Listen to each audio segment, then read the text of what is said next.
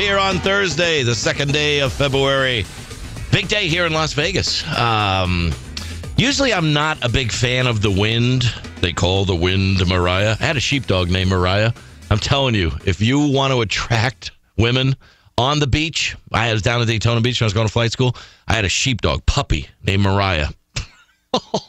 It's just like plink, reel them in. Anyway, I usually don't like the wind. It's just, it's not my thing. It's just, I don't mind the cold and the heat in Las Vegas. I don't mind the lack of humidity. I don't mind turning over my paychecks to the casinos because it's entertainment value. I just can't stand the wind. But however, today, as I walked outside to smoke cigarettes for the children, I was looking at the wind more than gently rustling the palm trees. It's blowing here in Las Vegas, probably about 30, 35 gusts to maybe 40. And I was like, oh, this is a good day. Now, why would the wind today be a good day than any other day? Because today, T-Rump, Donald Trump, is in Las Vegas to endorse Mitt Romney. That's what Fox News is reporting. They did report others that it was going to be Newt Gingrich, but now apparently it's going to be Mitt Romney.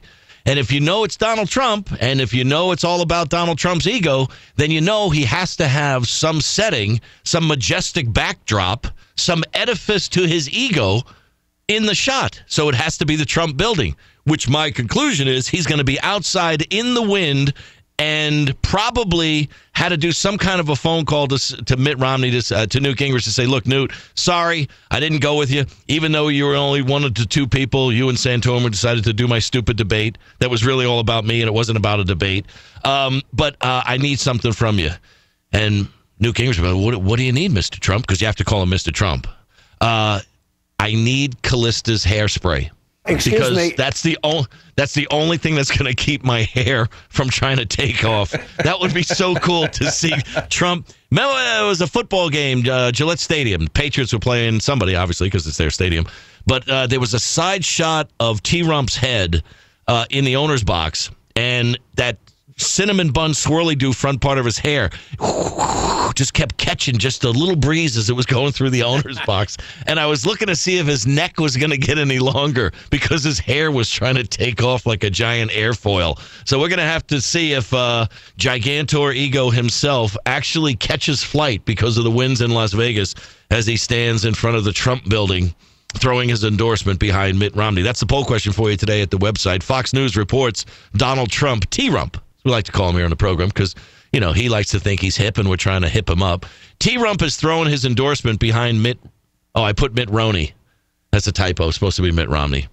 It's not Mitt Rice-A-Roni. It's Mitt Romney. He's apparently jumping on the horse as it nears the finish line. So who benefits most? Is it Mitt Romney, all the other GOP contenders, T-Rump's ego, or President Obama? 7-7 for Mitt Romney, all of the GOP contenders. 11% say President Obama benefits the most, and 74% say it is T-Rump's ego.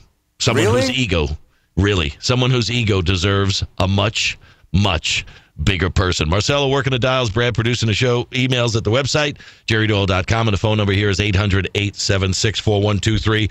On the program where intellectual anarchy is encouraged and nurtured for now. Big November 4th caucus coming up. What is that? I just had a pop-up screen that people are seeing in the background here.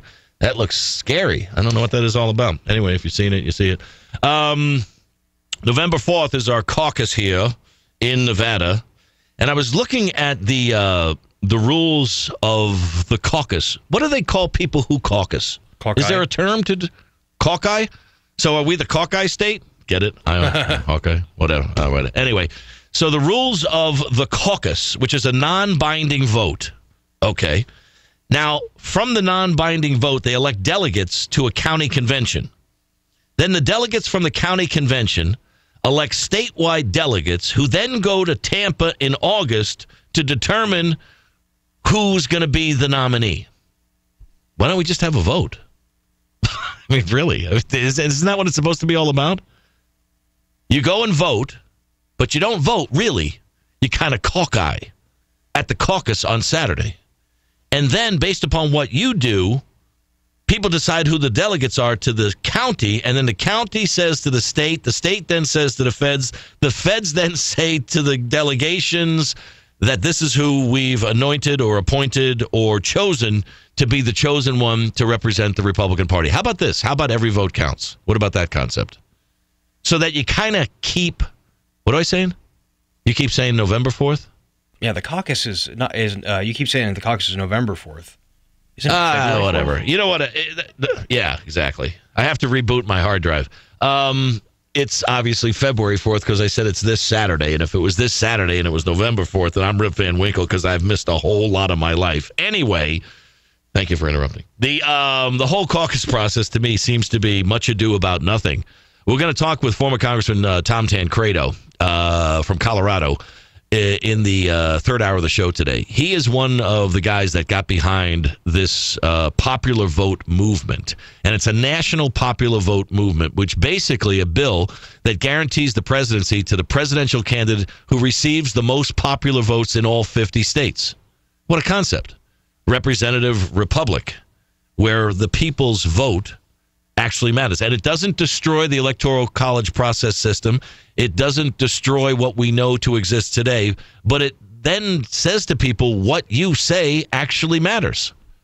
And we can pick an American Idol with it. We can pick someone who thinks they can dance. Everyone has an opportunity to text or call in or vote or dial or turn this up, turn this down, push here, go there, put this on. So actually, when you go through the process of doing all this in a national popular vote bill, which I believe now has passed in 13 states, and they've got a whole bunch of delegates that are already signed up to do this. Your vote actually matters, and I think that's hugely important. And with regard to the caucus, the true Las Vegas fashion, you get 10 base at-large delegates, you get 12 regarding 4 different congressional districts. You get 3 party delegates, and you get 3 bonus districts. It's kind of like a slot machine. You get a bonus pull, a bonus spin. It's kind of like the holidays. You know, Valentine's Day, it's a 6-time bonus slot machine bonus day. If it's what, and even Martin Luther King Jr. Day. Did you notice in the last year or two, that is now really becoming an official holiday? It was, it's an official holiday. We're not making light of it. But until you really see the holiday exploited with double, triple, or quadruple bonus points, until you see some promotional tie-in at Denny's or McDonald's, or something, then it's a real holiday because you got President's Day, you got Valentine's Day, you have all these different days where every business on the planet figures out a way to dovetail themselves into whatever it is that's going on. Now that we're starting to see the promotional tie-ins on MLK Day, now we can officially say it's a real holiday. Well, there's a lot of A's in there. Some things we're going to get to on the program today. Sugar and spice and everything nice. A spoonful of sugar helps the medicine go down. Did you see this new one? Killer sugar? The government wants to tax, regulate, and put age restrictions on sugar intake. Are you kidding me? Yet once again, the government getting involved in our lives. What's going to happen to Pixie Sticks? Do they still make Pixie Sticks, by the way? That's the ones where you take. It's like a. They do. They do? Yeah. Do you let your 7-year-old daughter, who used to have a "They Shake Me" shirt on when she was 2 months old, eat them? No, I didn't. No, I did not. That's one of those Halloween candies that go directly back out to the other kids that come into my house trick-or-treating later at night. Oh, so you re-gift trick-or-treat? No, I take all the garbage candy she gets from the other houses. They go in the bowl by the door and right back out. I'm reinvesting in my community. You have a toilet right by the front door? That's pretty hip. It's helpful. The bowl. You mean the candy bowl. I got it. It says. CBS says sugar should be regulated like alcohol and tobacco. And that the way they're going to do it is with taxes, age restrictions, and other policies to control the distribution of sugar. What are they going to do? They're going to no more packets? Everything has sugar. Everything. It's unbelievable. So we got sugar in the news.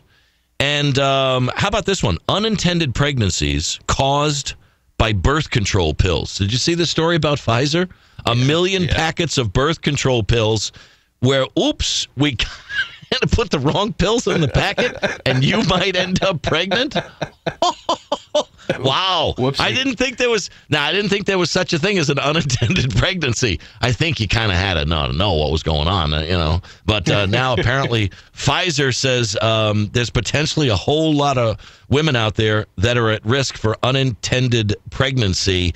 And we got the lot numbers and the names of all of the birth control pills that Pfizer says it might contain too many or too few active pills, and the pills might be actually out of sequence, and the ones that are in there might be on the expiration date of the date that's supposed to be. So anyway, but can you imagine the lawyers that are already circling on this one? Oh. Pfizer, unintended pregnancies. Oh, my Lord. And how about this one? Unintended consequences. Spirit Airlines has figured out another way to extract another $2 from everyone that flies on Spirit Airlines. They're blaming the new Department of Transportation rules for another fee, but there's a $2 fee that went into effect January 31st, just this past Tuesday, and it's called the Department of Transportation Unintended Consequences Fee.